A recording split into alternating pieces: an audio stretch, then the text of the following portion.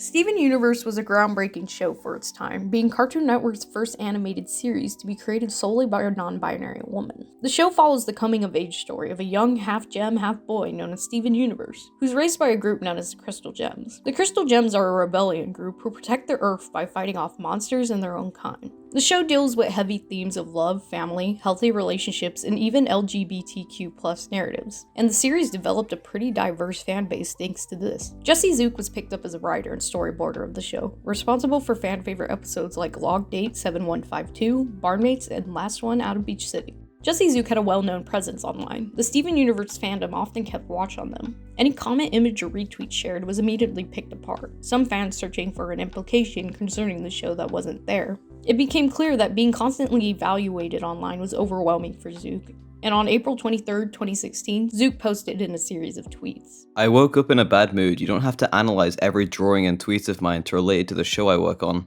The show is my job. My life doesn't revolve around it. Sometimes something I share is just me being my own human being. It makes me very uncomfortable to be analyzed for information to find out ships I like, or as if I'd hide show spoilers in personal art.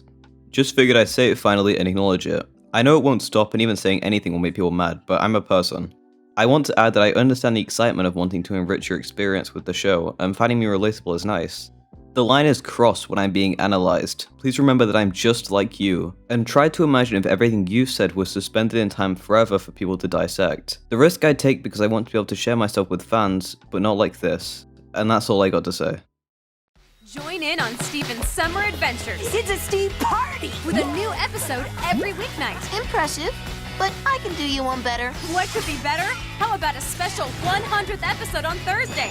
No way! And what makes it so special? This is Bismuth. She's one of the original Crystal Gems. Oh, just a new member of the team! It's a pleasure doing Bismuth with you. Steven Universe Summer Adventures. New episode, tonight at 7. On August 4, 2016, Steven Universe's Season 3, Episode 20 and 21 aired, titled Bismuth. Being the first half-hour special of the series, as imagined, fans were excited. The episode was well received for the most part, but as expected, there was those who were rather angry. So y'all thought the best way to do that was to demonize a black-coated gem? So you decided to demonize yet another black-coated character to get your point across? Shut your whole mouth. Brendo, they weren't even involved on today's episode. Also, they're not a writer. Way to go attacking people, huh? Yawn. They were still involved, and apparently saying demonizing black characters is wrong as attacking? Huh. Shipping wars were not a rarity to find in the Steven Universe fandom. Amethyst shippers, those who were in favor of the characters Amethyst and Peridot being together, and Lapidot shippers, those in favor of characters Lapis and Peridot being together, seemed to be at each other's throats quite often. Season 3, Episode 22, and also the 100th episode of the series aired, titled Beta.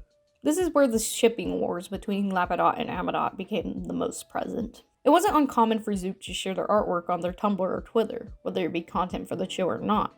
As innocent as the image appears, it spoke volumes to certain parts of the Steven Universe fandom, drawing a reaction from a select few individuals. Coming back to Zuke's previous distraught about being overanalyzed by the fandom, the same issue arose when they posted their art. Over a while, Jesse Zuke received constant harassment over their sketches, accused of queerbaiting and showing favoritism of a ship over another. For those who don't know what queerbaiting is, it's usually a marketing technique or a hint in a series at the possibility of a character or characters being queer while not actually delivering what was implied. This is what Jesse Zuke had to say. Why would I write fake things? I'm a gay person. Why would I waste the precious hours I have on Earth drawing and writing and sweating blood over something as a joke or a tease? Maybe people are used to being teased, but I can assure you I'm writing from my heart in hopes of people seeing themselves in my art. The Steven Universe fandom had always been enthusiastic when it came to the show, and were quick to spread any leaks they got their hands on, regardless if the leaks were fake or not. This was a reoccurring problem for writers and other members of the crew who worked on Steven Universe. The annoyance was understandable, considering those who worked on each episode were spending months to put it together. Most shows depend on the views and ratings that happen the day that an episode starts airing. When an episode is leaked days before the official release, that can harm the ratings on the day the episode actually comes out. Jesse Zuke couldn't help but vent their irritation about this topic. Catch the latest episode of Steven Universe by typing the name of the episode into Google. Airtime when you decide to Google a link to the episode. Tune in tonight at when your sister is done torrenting Supernatural so you can watch Steven Universe on Vimeo. As the harassment continued to pile up, on August 12, 2016, the frustration was clear. Jesse Zuke released their final tweets before deleting their Twitter. One day I'll delete my Twitter and finally be free. I literally don't care when or how you watch it anymore, I'm just being funny. I have decided I don't want to be accessible to thousands of people who think because I work on a TV show that I owe them myself all the time. I don't have control over everything. I like Lapis and Peridot, they're cool. Shout out to people who enjoy the show or criticize it too. Remember, you're tweeting at a literal human being. That's what I am, by the way. And life exists outside of Steven Universe. Bye. If you're a friend, you can text me or reach my work email. A lot of fans were shocked by the result, but they expressed their support. At Rebecca Sugar, your own artist got harassed from your fandom and deleted their account. Hashtag love for Jesse, hashtag love for Jesse Zuke. They were a great artist. Poor Lauren Zuke. Nobody deserves that level of harassment. I understand that there's a wide variety of people who watch Steven Universe, but bringing up so much hate isn't right. I hope Jesse Zuke is doing alright. They didn't need and deserve this harassment from fans. I personally loved their parts from the show. I could say a lot of things right now, but in the end, this is just really important. The fandom should be ashamed of what they did to Zuke. Regardless of your personal feelings towards their opinions and work, they did not deserve what happened to them. So maybe give back a little and share if you can, because we owe a lot of what Lapis, Peridot, and just the show in general are today to them. January 25th, 2017, Jesse Zuke expressed their feelings on Tumblr when it came to their sketches and what their intentions were when it came to writing certain episodes. I can't speak for any other writers or artists or the show's intention, none but my own. But Lapis and Peridot, I wanted to create the experience of a growing queer relationship. Again, this is only my intention, can't speak for anyone else. Many people are writing those episodes, but I don't want to have people have to sit down and put together puzzle pieces to see if they were represented. Not in this day and age. That game is so tiring. As for Amethyst and Peridot, again, this is only my writing intention. I wanted the feeling of a first-time crush, that you go on to then be close, intimate friends. Anyone who wants to see the narrative that they want is completely 100% allowed to. But I wanted to close the book on this. I am queer and I intend fully to write queer characters when I do. Then, just a little over a month later, March 9th, 2017, Jesse Zuke announced their departure from Steven Universe. Here's my first and probably last promo, or close to last. But my first episode I wrote with Raven, she's so cool and smart, and I'm thrilled to have had a chance to work with her. She seems out of the can response, but she's such a good and honest soul. I think after this, only 4 or 5 more episodes of mine are left to air. All good things must come to an end. Don't worry, I'm still alive, love to draw, and love you all. As groundbreaking Steven Universe was of its time, Steven Universe's fandom is commonly brought up as one of the worst fandoms in internet history. The show always prioritized the message of love and acceptance, but even then it had its bad apples. Jesse Zuke wasn't solely responsible for the fandom, and they weren't entitled to their fans, but their situations is definitely a lesson that can be learned from. Fandom can provide an escape to the troubles of our lives, but it also has its own problems. While the internet can help creators and artists connect with their fans, it also opens a door of negativity that can be unwanted.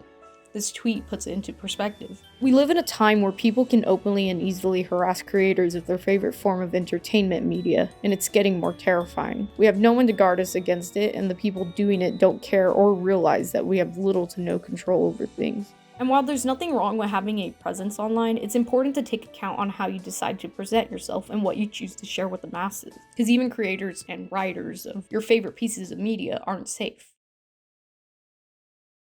So, my last video did better than expected. I want to thank everyone who participated in this video. I appreciate the help. I feel like I did pretty alright with this video, actually. But I like this video a bit. It was a fun topic to talk about. Well, I guess sort of fun.